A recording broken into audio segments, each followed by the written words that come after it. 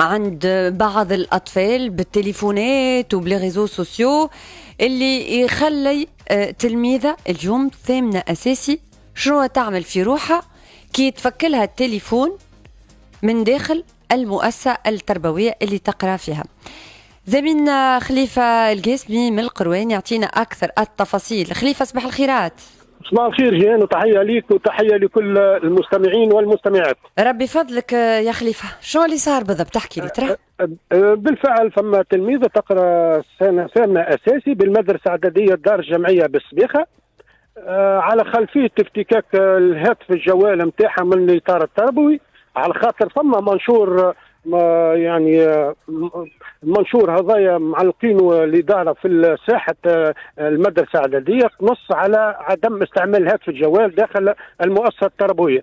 تم الافتكاك الهاتف نتاعها، من بعد هي في حالة غضب من الطابق الأول ألقت بنفسها في وسط الساحة.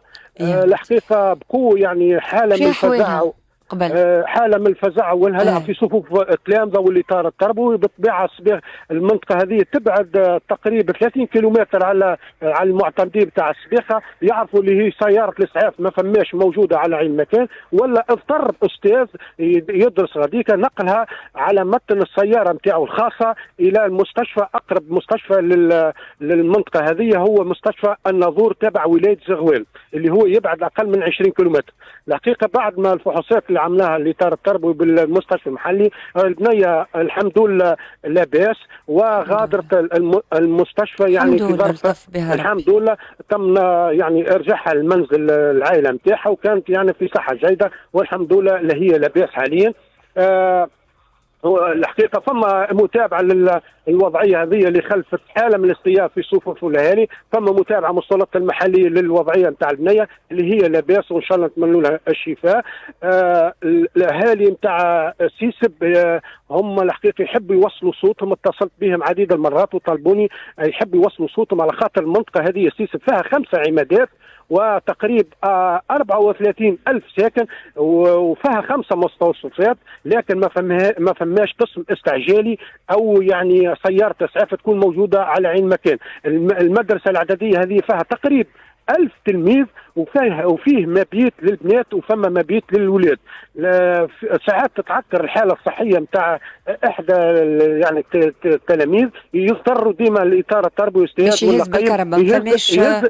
والله، وخاطر هي تبعد جيهان تبعد على السبيخة تقريبا يعني 30 كيلومتر على السبيخة. هذاك علاش اهالي سيسب حاليا يطالبوا بسيارة اسعاف ولا يعني قسم استعجالي في المنطقه اللي باش يتدخل في الحالات هذه. نرجع لوضعيه البنيه، وضعيه البنيه الحمد لله هي تو لاباس، اما الحاله نتاع كما تعرفي الصغيرات تويكا بالتاثير بالتكنولوجيا والهواتف الجواله تاثر لهم حتى على الدراسه. مش هذاك علاش اختارت وزاره التربيه والمؤسسات التربويه عدم استعمال الهاتف الجوال داخل الفضاء التربوي. يعطيك الصحه خليفه القاسمي، شكرا على تدخلك معنا. الحمد لله عليها قبل كل شيء، الحمد لله عليها هي لاباس. اما اليوم نعملوا وقفه، راهي الحكايه كي نعطيكم اخبار مش الفايده انه باش نفجعوكم، لانه باش ناخذوا منه درس ليا وليكم. احنا كاولياء اول حاجه الغلطه غلطتنا، تعطي لصغيرك تليفون يمشي بيه علما وانه منشور وواضح من وزاره التربيه، وعاودناه مره واثنين ونبداو نذكروا به خاصه قبل مناظره الباك وكل اللي ينجم يتحرم الباك لا لشيء الا لانه دخل تليفونه اللي هو ممنوع مره واثنين وثلاثه نقولوها. واغزروا اليوم وين وصلنا؟ لانه 13 سنه تلمو متعلقه بتليفونها، يتفك التليفون من داخل الاطار التربوي داخل المؤسسه التربويه، ترمي روحها من الطابق الاول، استرها ربي الحمد لله عليها هي لاباس.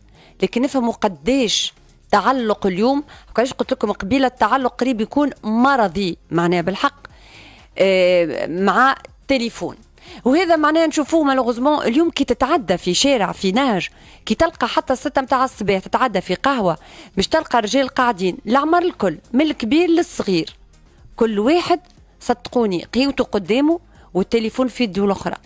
لا هو لاهي بشكون اللي متعدي، لا شكون يحب حذاه يتحدث لحد شيء. في العائله التونسيه مالوغوزمون اليوم ما عادش نقدروا نتفرجوا على حاجه من بعضنا، انا شد التليفون والبو شد التليفون، معناه انا نمثل العائله التونسيه نقصد كأم. البو شد التليفون والصغار زاد كيف كيف كان نجم خذا تليفون امه ولا بو، باش نلعب جو، باش نكونيكتي، باش نبعث جروب توا ميسنجر، وتوا اللي نشوفوا فيه ما نعرفش.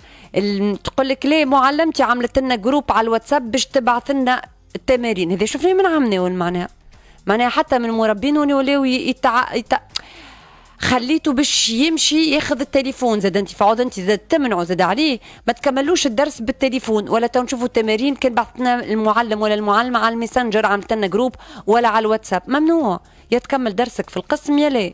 اعطيني نطبع، ما تقوليش نعمل له جروب. انا نحب نحي له التليفون وجروبات، مش انت تفرض عليه اليوم بجروب. به فوالا بوان، معناها هوني اليوم وقفه شويه العائله التونسيه، وردوا بالكم على صغيراتكم. ممنوع التليفون. نعرف من شيء الاخرى يقولوا لي جيهان اما انا ولدي نعرف نخدم انا من الصباح للعشيه لازمني نطمن عليه بالتليفون. ما هو من هوني تكوي ومن غادي تكوي، نعرف هو فاهمين راهو الحكايه الوضعيه الكل. اما انه زاد كيف تعقلوا صغاركم. يبدا تليفون باش يجاوب وينقص او مشكل ينجم يحل فيه لي زابليكاسيون ويدخل على لي ريزو سوسيو ونشوفوا تيك توك حتى في وسط الاقسام ويسجلوا غيرهم. زاد كيف تفسر له انه راهو ممنوع في مدرسه. راهو كي يفك لك التليفون وانت تبدا غلط، وانا زاد غلطك عطيتك التليفون على خاطر خوفي عليك، في بالي باش نطمن عليك وباش نعرفك وقت تخرج ساعه كروز. كي يفك لك التليفون مش تمشي ترمي روحك. هاو هذا اللي خوفنا، هالعلاقه المرضيه اللي وليت بالتليفون.